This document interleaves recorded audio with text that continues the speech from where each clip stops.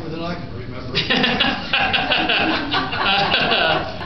What is there any food that you really love that you've decided that you're not going to eat? You know what mine is? Popcorn. My wife loves popcorn.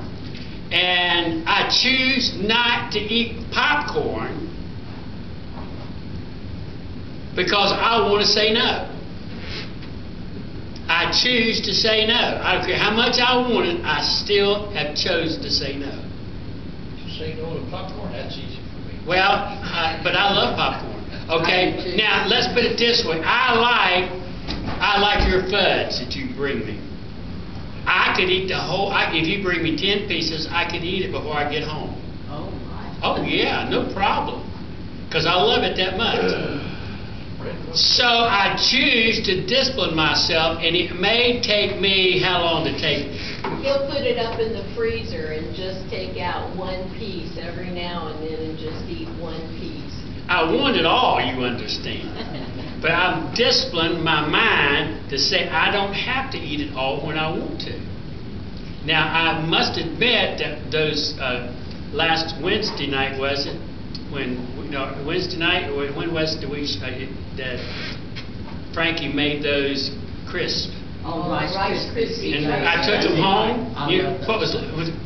And I had, they were all gone in a matter of an hour.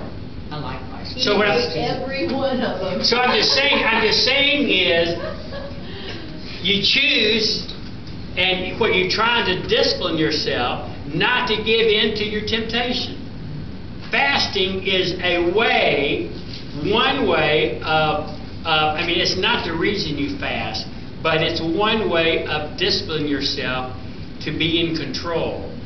That when you're fasting, you're fasting because you want to be in control of. So have we read that verse, whatever verse it was, Psalms 35:13? Did we read that? Yeah. Did we read Ezra 8:21? Who has it? Ezra 8:21. Have we read that? Nope.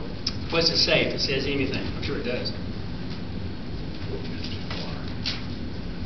Ezra 8:21.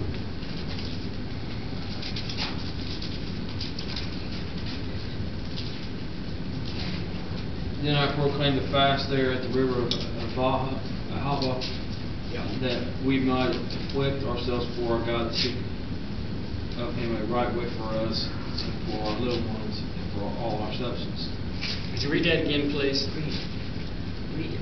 Then I proclaimed a fast there at the river of Ahava, that we might afflict ourselves for our God, to seek Him a right way for us, and for our little ones, and for all our substance. So they went in prayer so that they might seek to do the right thing. I heard someone say today, earlier, that they wanted to pray to ask God to give them right directions, to make right decisions. The best way to do that is to fast. I mean, if you really mean business. I mean, we say that and assume that, you know, we spend very little time in prayer doing that. We are so busy doing what we want to do that we really don't really take it to the Lord in prayer to find out is this what really God wants us to do. We just assume we know what God wants us to do. But prayer was and fasting was really a part of some of the great people in the Old Testament. David fasted all night after his child of adultery with Bathsheba fell ill. I would have prayed all night too. A person expected to gain God's help, but would not if he was not inwardly sincere. We read that Psalms 58:3 and 4. A person that expects to get God's help, but if he would not, if he was not inwardly sincere. We give a flip, don't we just give a flip thought? I mean, we know what to say as Christians. I mean, we know what to say. But if it's not an inward desire, that gives us the inward motivation to be totally sincere in what we're saying.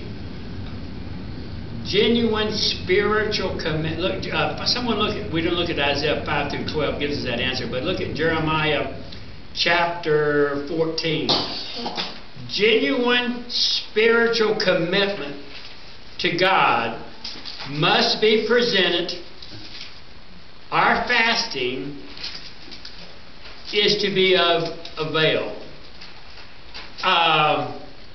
If we are not willing sincerely to give our whole selves to prayer and understanding, we can't, prayer to us is about over the meal. We are so busy eating and so busy doing everything else that we really don't spend a real whole lot of time praying. You have that?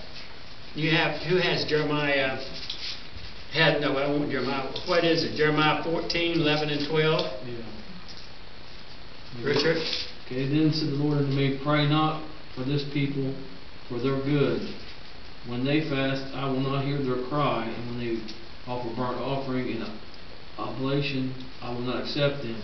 But I will consume them by the sword, and by the famine, and by the pestilence. So you can pray, you can fast all you want to, but if it's not from a sincere heart, He won't hear it. He's not going to hear it. I mean, you can fast all you want to, but without the right attitude, it is still not going to work either.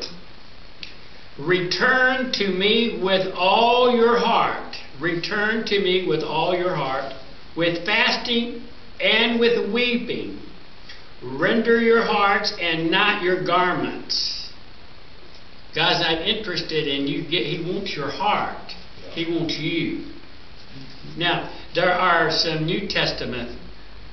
Jesus fasted. Remember in Matthew 4 where he was sit up and he fasted for 40 days and 40 nights. He fasted before he encountered Satan. And he taught in Matthew 6. He taught for the glory of God and not man. You don't fast for the glory of man, you fast for the glory of God. And that is in Matthew 16. Somebody got that? Matthew 16, couple verses. 16 and 18. 16 through 18. Moreover, when ye fast, be not as the hypocrites of a sad countenance, for they disfigure their faces, that they may appear unto men to fast. Verily I say unto you, they have their reward. But thou, when thou fastest, anoint thy head and wash thy face, that thou appear not unto men to fast, but unto the Father which is in secret, and thy Father which seeth in secret shall reward thee openly. So then you don't have to say every Sunday I fasted at least one day this week. I mean, if sometimes there are occasions that you would refer to that. I don't think you should tell. But you don't tell with the you don't tell. I mean, it's not that you shouldn't sometimes, but that's not the purpose of your fasting. Is to tell people that you do fast. Yeah, that's just. But but there are occasions that when you are talking to other people, and you can say, through fasting, I've discovered that I have a better prayer life, or when I spend time fasting and clearing my mind through eating, that I find myself being more alert to the things of God. So there are occasionally that you can also do that. I can remember years ago when we lived up at the youth camp, and we were going to be going down to Portsmouth, and I fasted that entire week and prayed for Uncle R.T.'s I salvation. remember you telling me that.